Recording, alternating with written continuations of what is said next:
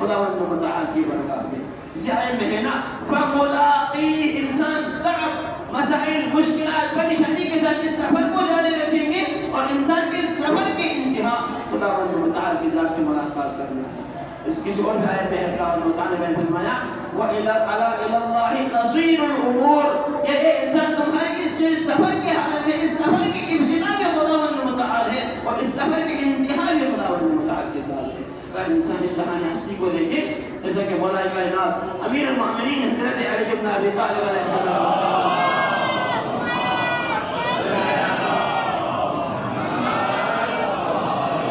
مولا امیر المؤمنین علی بن ابی طالب علیہ السلام فرماتے ہیں ما رأيت شيئا الا ورأيت الله قبله وبعده ومعه وفيه.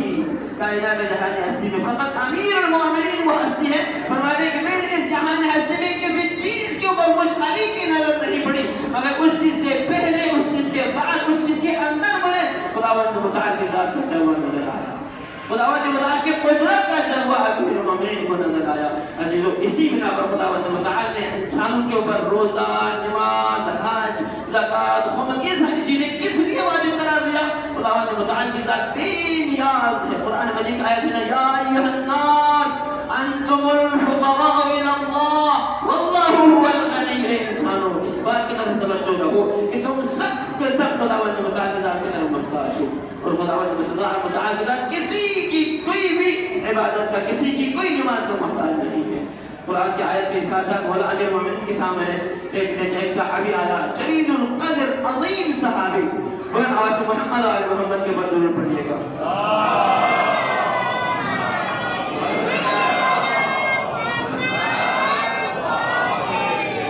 صحابی فرماتے ہیں کہ امیر المؤمنین روئے جہان ہستی میں وہ واحد ہستی ہے کہ جنہیں عاشق بھی اتنے عاشق میرے کٹ مرنے کے لیے تیار ہے جو بھی علی اشارہ کرے جان کی بازی لگانے کے لیے تیار ہے اور دشمن بھی اتنے میرے سر زخم کی قسم کے قیمت کو دشمن پہ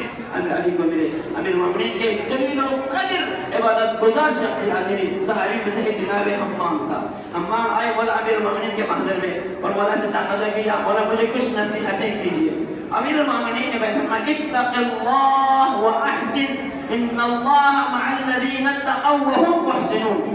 حمام نے کہا مولا مجھے کچھ نصیحت کیجیے. مولا نے فرمایا کہ اللہ سبحانہ وتعالی کی تقوی الہی اختیار کرو اور احسان اور نیکی سے کام کیا کرو. پھر انہوں نے کہا کہ مولا کی اس آیت سے استشہاد کی آیت سے مولا نے دلیل بھی کہتے کہ اللہ سبحانہ وتعالی احسان اور نیکی کرنے والے اور تقوی اختیار کرنے والوں کے ہمراہ ہوتا ہے.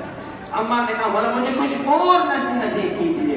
اسی خطبہ حمام نے کب سے بلاتا کسی خطبے میں پھر مولا امیر المؤمنین نے خطبہ بیان کیا ان اللہ تبارک و تعالی خلق الخلق. بے شک اللہ سبحانہ و تعالی نے پوری جہان ہستی کو خلق کیا. خلق کرنے کے بعد اللہ کے ذات نے پوری جہان ہستی میں انسانوں کی تخلیق کے بعد پروردگار عالم نے پوری جہان ہستی کو خداوند متعال نے خلق کرنے کے بعد خداوند متعال نے اسی انسان کے لیے دین آئین الہی نظام مقرر کیا جبکہ خداوند متعال کو کسی کی ذرہ برابر عبادت کا ذرہ کوئی فائدہ نہیں دے سکتا. اسی خطبے کے پہلا حصہ یہی ہے کہ خداوند متعال نے اس کیفیت میں انسان کو خلق کیا کوئی اللہ کی عبادت کرے پوری جہان ہستی میں سب سے زیادہ اللہ کے حضور سے دریل ہو جائے پھر بھی ایک ذرہ برابر خداوند متعال کی ذات کے لیے کوئی فائدہ نہیں دے سکتا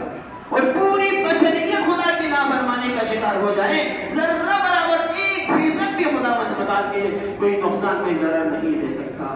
عزیز اگر سمجھ میں آ جائے کہ ایک بات پوری جہان ہستی میں فقط کل کائنات میں پورے شجر حجر کائنات جہان ہستی کے اندر موجود تمام اشیاء تکویناً خداوند متعال کی امر کے